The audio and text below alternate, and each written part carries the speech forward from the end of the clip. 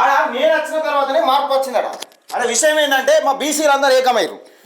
రాష్ట్ర అధ్యక్షులు రాజకీయాల్లో మాట్లాడేవాడే మొనగాడు.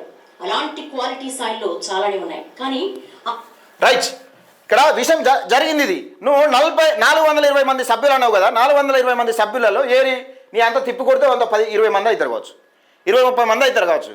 ఈ 30 మంది సభ్యులను ఎట్లా డిసైడ్ చేస్తారు మీరు?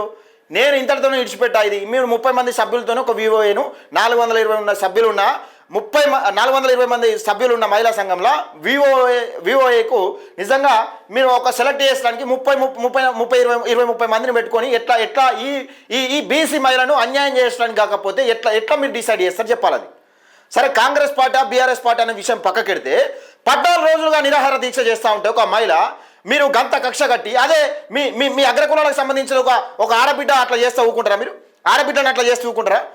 మీరు అట్లా చేస్తూ ఊకుంటారా? ఈ జాకెట్ చెప్తారా? నడి బజార్లో జాకెట్ చెప్తారా? ఆడపిల్లది బుద్ధున్నది ఏమన్నా?